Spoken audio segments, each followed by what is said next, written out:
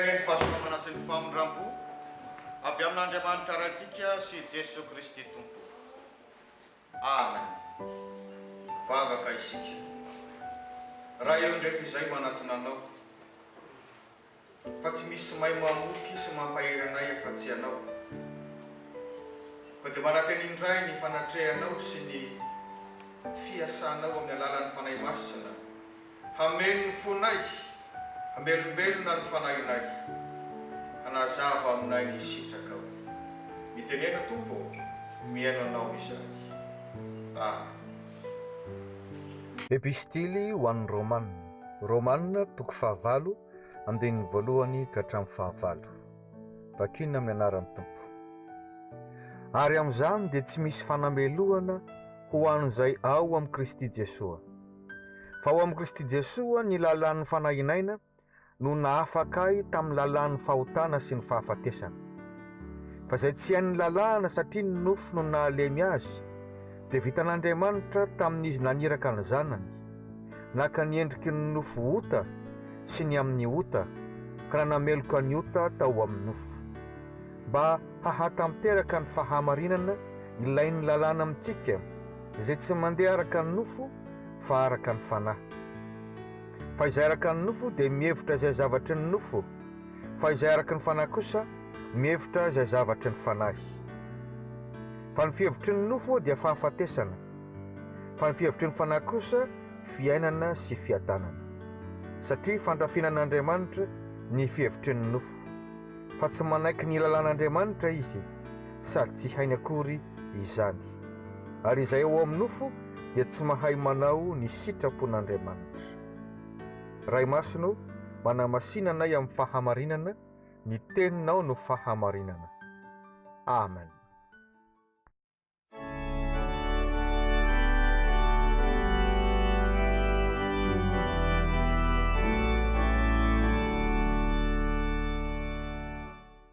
Romanina toko 9 andininy 1 ka hatramin'ny 9 no ampaherezan'ny Tompo anao indray anio.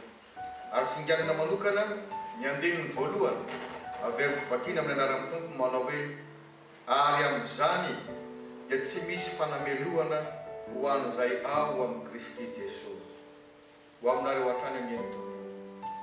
Amen. Fantatsika fa ny apôstôly Paoly no nanoratra ny epistily ho an'ny Romanina. Ary anisan'ny lava indrindra amin'izay nosoratany izany satria mirakitra fampianarana sarobidy. Voalohany amin'ireny ny amin'ny fanamarinana mino amin'ny finoana, fanamarinana amin'ny alalan'ny finoana. Anisan'izany koa ny fitarihan'ny fanahy masinatsika, ny vokatry ny fitahiana omenan'ny mino.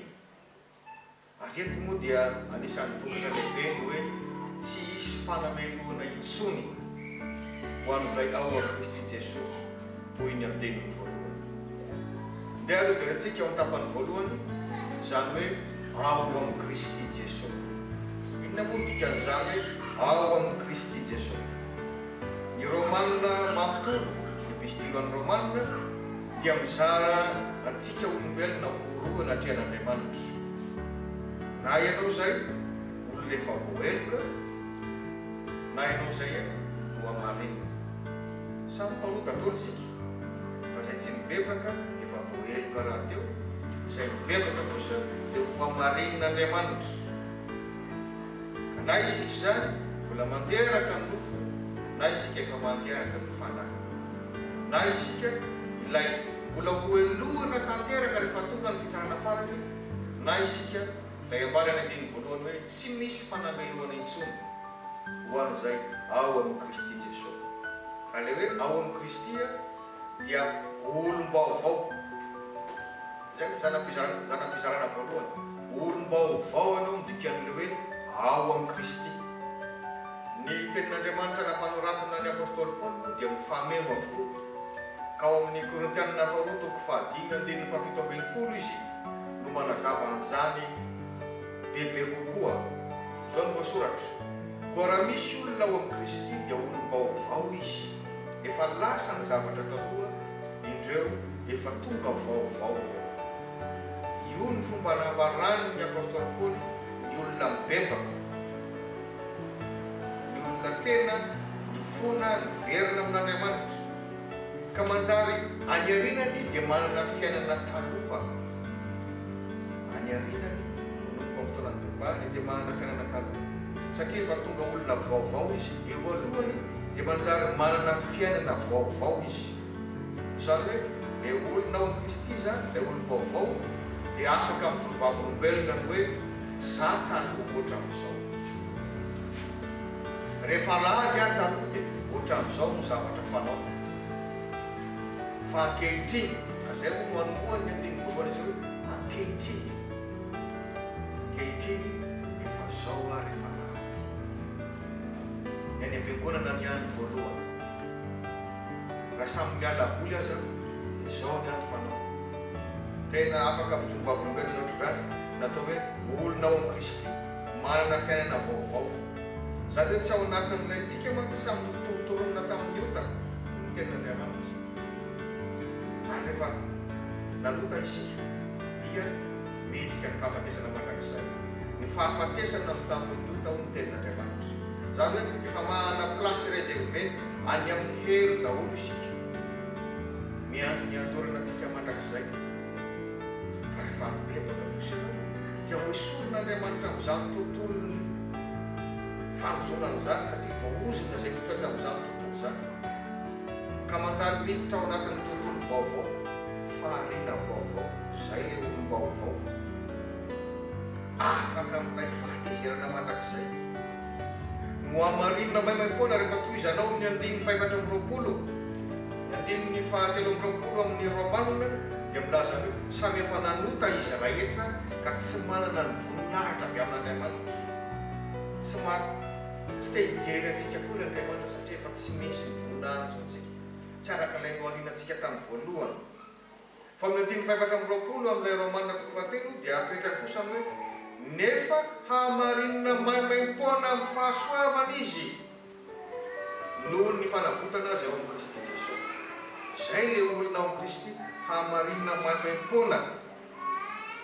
Nao le olona hoe maimaim-poana tsy nividintsika voly, tsy vokatry niezaka nataontsika, fa noho ny nataon'Andriamanitra ihany. Teo ambony hazo fijaliana rehefa hanolotra ny ainy Jesosy, inona ny teny farany nataony? Vita. Inona ny vita ny fiainany ve? Satria hoe ho faty izy? Tsia. Ao amin'ny soratra masina antsika dia mahita fa afaka 3 andro dia nitsangana izy. Dia mbola nitolo ny filazantsara nandritry ny 70 andro. Zay vao nampiakarina velona any an-danitra indray. Ka tsy ny fiainan'i Jesoa Kristy ny vita, fa ny planin'Andriamanitra hamonjy antsika amin'ilay tontolon'ilay ozona teo hoe ho any amin'ny elontsika, satria efa samy totorina tamin'ny ota, samy efa nanota avokoa. No avaosina ho tontolo vaovao, iny le hoe iny avaosiko ny zavatra rehetra. Zay le vita. Ka rehefa ao amin'ny Kristy ianao dia manan-kery aminao, lasa tombotsoa ho anao, zany hoe manana ny Kristy ho tombo sy mpamonjy anao. Ho ny filazan'ny soratra masina hoe lasa miafina ao amin'ny Kristy ny fiainantsika. Tsy le olona mpanota intsony, tsy le olona mpiodina amin'Andriamanitra intsony. Efa niotin'ny Kristy le fahafatesana dia voafafa daholo. Raha trosa zany dia hoe voafafa. Asara matsapanao zany hoe nitrosy ianao, tena nolaninao le vola, ary tsy mahana ny fomba amerena le vola intsony ianao. Misy ane zany fa misy raha mafy nitrosa, ka manjary tsy azo enjehana, tsy azo elohana intsony ianao. Mitovy amin'izany ny toerana misy atsika manoloana an'Andriamanitra sy ny fapakana izay tokony hanjoantsika. Lasa manana fiainana mandrakizay isika manomboka amin'ny fotoana ibebahanao. Raha vakinao ny Jaona toko fahatelo andininy fahavalo ambin'ny folo dia izany ny voasoratra: izay mino azy dia tsy ho eloy, fa izay tsy mino kosa dia efa voaheloka raha teo, satria tsy mino anaran'ny zanaka ray tokan'Andriamanitra izy. Izay mino azy zany dia tsy ho eloy. Mino tsy hoe izay hino manomboka amin'ny fotoana inonao dia tsy ho elohana intsony ianao. Zay le ao amin'ny Kristy.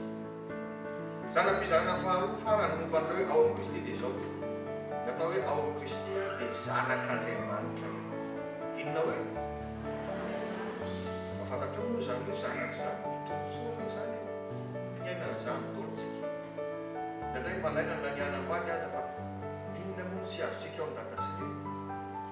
tsy mila makataka amin'ny dada sineny akora anao hoe arovy a dada sineny mararirary voalohany raha misy mantsoa anao, raha misy mamono anao, raha misy manao tsirariny aminao.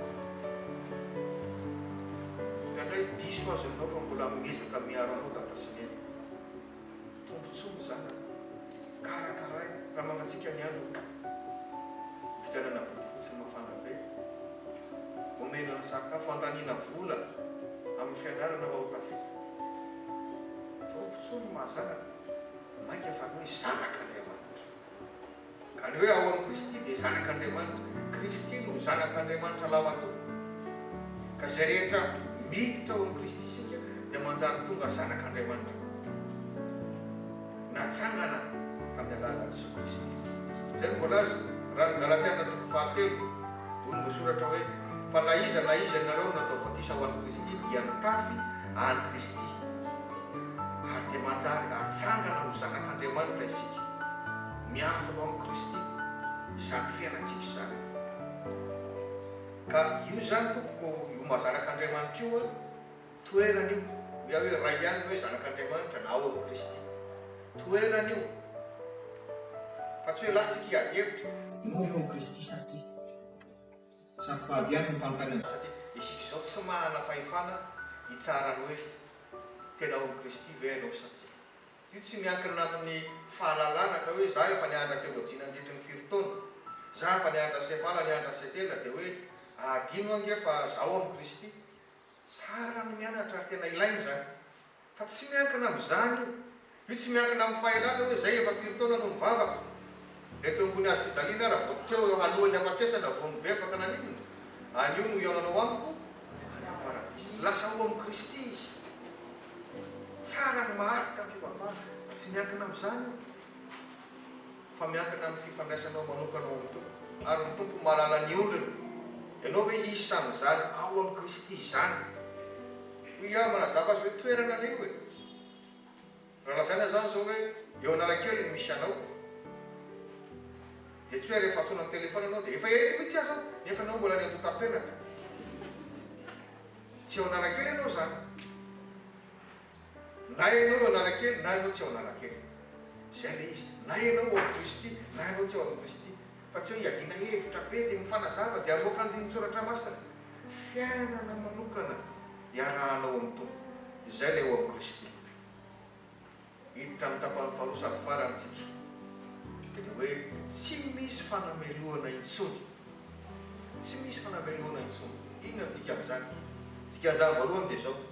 Efa no hamarenin'Andriamanitra isika. Araka ny nambarako teo epistily ho an'ny Romanina manontolo dia manazava an'izany hoe mizara roantsika. Na dia samy mpalota aza dia ao ny olona izay tsy mety mibebaka ka dia efa voaheloka raha teo. Ary mbola voaheloka koa ny fizarana. Misy kosa na dia mpalota aza no mibebaka dia no hamarenin'Andriamanitra. Ary zay no mahatonga ny andiny voalohany manomboka amin'ny hoe koa aleo milaza vokatra. Rehefa olona ao amin'ny Kristy ianao zany, tsy mandeha araka ny nofo intsony fa mandeha araka amin'ny fanahy, dia no hamarenin'Andriamanitra ianao. Ary ny fanamarinanao a dia amin'ny finoana. Amin'ny finoana fa tsy amin'ny asa. Zany koa mantsy dia nanaovan'ny sasany adihevitra be ka zay manao asa soa, zay ka 5 taona nanao, zay nanrotsaka vokatra be dia be. Tsisy maraka an'izany rehetra zany. Fa tsy miankina amin'izany amin'izay nanao. Fa nahoana ny finoanao? Fanamarinana amin'ny finoana, foto-kevitra ngeza be. Azavain'ny tenin'Andriamanitra zany ao amin'ny epistily ho an'ny Romanina. Ao koa no miady hevitra ny hoe zao nambarany lalàna. Indrindra moa fa reo jiosy naraka ny fivavahana judaisme. Zao ny lalàna. Ka manjary natonga ny apôstôly Paoly mametraka ny hoe tsy ratsy ny lalàna. Ny lalàna dia manampy antsika hatakatra ny hoe nanota. Raha tononona ny hoe aza manompo sampy, ka raha nanompo sampy dia amin'izay manjary manataka nanota mba hahatongany inona hibebaka. Fa tsy hoe tahaka ny fisarany aty an-tany ho tsaraina mifanaraka amin'ny lalàna isika. Zany ny aty an-tany ravana. Rehefa misy zavatra nataonao tsy mifanaraka amin'ny lalàna, tsy mifanaraka amin'ny code pénal, ka misy mitory anao dia azo antoka fa homeloka ianao. Fa raha ny didy folo fotsiny aza no avoaka tamin'ny saina dia izy amintsika ireo manomboka amin'ny tenako no afaka ilazany hoe tsy misy voadikako nanoray azy amin'ny didy folo fa tena tanterako atsakasandavany avokoa ka raha tsaraina araka izany lalàna zany tsika dia izy ny voavotsy tsy misy zay tompoko ny dikan'ile hoe tsy ao ambany lalàna fa eo ambaniny fahasoavana ny fahasoavana ny namitena-tsika so izany niezaka be ny anom-panataoko dia nybebako fa Andriamanitra no manavao no amarinina tamin'ny finoana ny Jesosy Kristy isika nefa tandremana ny hoe tsy ao ambany lalàna tsy midikany hoe tsy mila lalàna ntsony tsy mila didy folo ntsony tsy mila zany ntsony fa afatesika afaka taloha zany tsia tena mbola noavao zany Jesosy Kristy zany ny testamenta vaovao tsy tonga andrava ozy fa mbana tanteraka fa natao anaitra sy anampy antsika reny mba tsy andika amin'ny tenin'Andriamanitra mba hatsiaro fa mpanototsika ary mila mibebaka mila manavao hatrany fa tsy hoe nambavika indray mandeha isam-bolana ary dia ampy fa ny isan'andro azy efa no marinina tamin'ny finoana isika efa ambany fahasoavantsika fa tsy ambany lalàna ary zany ampizarana farany amin'ilay fizarana faharoa dia izao tsy azo ampangaina intsony isika tsy azo ampangaina intsony isika Satana no fahavalontsika ino moa ny asan'ny Satana miapana sady misy no anarany mpiapana miezaka miapana antsika isan'andro eo anatrian'Andriamanitra Satana ao amin'ny soratra masina mantsy dia anakiroa ny fanameloana ny fanameloana voalohany dia isika efa nitotorona tamin'ito efa nandova le fahotana fototra efa nandova i Adama sy ny razambentsika ary tsika koa dia nanaraka an'izany efa io le nambarako teo efa voaheloka zany mendrika ny fahafatesana mandrakizay efa fambara ny ten'Andriamanitra teo efa voaheloka raha teo ary anontanio ny namana sy ny havana zay ny amponja manahoana moa ny toe-posy ny toe-tsaina rehefa voaheloka izany ianao fa tsy hoe ny any amponja ihany no ataontsika hoe voaheloka fa raha tsy mibebaka ny tonga ny amponja any voaheloka azako anao fa tena mangidy faka mihitsy ny fiainana feno fankahalana ny fo feno lolo-po ary zany fiainantsika na dia ty ivelany azy rehefa voaheloka tsy manana amin'ny tompo anao sy manana fitiavana fa fankahalana tsy misy afa-tsifitsikirana sy fanaratsiana fa rehefa no avoazon'ny tompo anao dia tena fiainana vaovao ka ianao tsy azo ampangaina ntsony iaho hoe le voalohany dia io le fahotanan'olo valy dia efa meloka isika fa ny fanameloana faharoa dia ambara amin'ny tenin'Andriamanitra raha mamaky ny apokalipsy 20 ianao indrindra ny andininy 20 mbola isy ao anatrian'Andriamanitra daholo isika amin'ny andro farany dia isy ny fitsaran'ny lanitra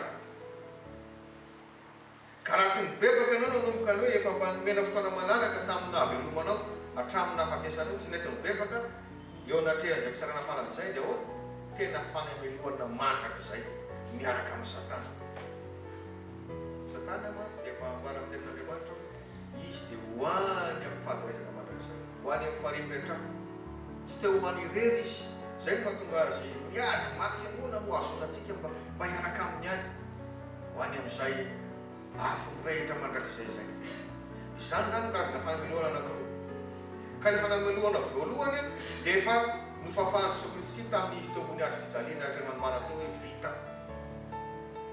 efa nataon'Andriamanitra niatra taminy ny fahadisontsika rehetra ny fahafatesana mandrak'izay tokony an'izao atsika ary ilay fitsarany lanitra kosa dia tsy fanameloana intsony zay le hoe tsisy fanameloana intsony tsy fanameloana intsony io rehefa isehoantsika satria efa ao amin'ny Kristy Kristy no voalaza fa misolo vavantsika eo izy ilay mpangaloloa ven'Andriamanitra tompono fa hiaro antsika izy misy no misolo vava ino no ataoranao amin'izany tsony manohatra no misolo vava mahay zay itokisan'ny olona ty atany raha tena ao amin'ny Kristy ianao ka tsisy fanameloana intsony valim-pity aza no azonao raha olona ao amin'ny Kristy ianao rehefa tompo izay fitsarany lanitra zay zadinao ny tantaran'ilay mpanompo matoky ao anao ny tompo tsara zany dia mpanompo tsara sady matoky teo ampisarany io a na toko tamin'ny kely anao dia hotondreko mpanapaka midira miditra azy ka aza ampiororon'ny olona hoe ianao mbola tsy fantatra momba anao fa raha olona rehefa mibebaka ianao rehefa olom-baovao ianao ao amin'ny Kristy ianao dia tsy misy ataonao intsony misy fiarovana mahagaga atao aloha hiampahangany foana Satana aloha ny olona ny antsika anao fa misy fiarovana mahagaga ataony tsy hitany maso zao tontolo zao zany fa zany no asan'ny fanahy masina. Misy tantara anankiray manana anazy tamin'ny taona roso roa arivo dia misy varotra fampiratiana firavaka sarobidy zay zavatra fanao iraisam-pirenena tany Angleterre. Dia arak'izany tena misy fiarovana tsy maintsy atao satria volamena, diamondra, safira, samy zavatra mipetraka tena mividiny atapitrisany atapitrisany. Dia efa misy olona mpivarotra efa hoe mpanarahano dia efa mpanenjika mijery an'izany. Dia efa mahazatra azy ireo hoe misy fitaratra matevina be miaro an'ilay firavaka fa indraindray mety misy olona misy tokoa olona mahay mangalatra indraindray na misy vy fiarovana be fa tamin'ity indray makitya dia gaga zareo tsy nisy na le fitaratra na le vy fiarovana. Dia efa mifampijerijery zareo inona dika an'izao ary nisy ihany no nalaim-panahy nisy rangahy anankiray rehefa hita fa somary valindrina ny olona inona natao lasa ny tanany tsabaka anakan'ilay firavaka sarobidy saika maro teo ny eo raha tsy nivonjenaingana satria ka efa misy fiarovana lazera ho ny sasany dia naninona tonga dia mahay amin'ny herinaratra ianao tonga dia naneno ny alariny ay tsy hita maso ny fiarovana ka izany zava-misy zany mba kanalesona ny hoe ety an-tany aza mahay an'izany fiarovana tsy hita maso zany mainka fa Andriamanitra raha tena ao amin'ny Kristy ianao dia matrika fa tsy hoe tsy anjery tsy teny manidina foana zany hoe tsy misy fanameloana ho an'izay ao amin'ny Kristy Jesosy.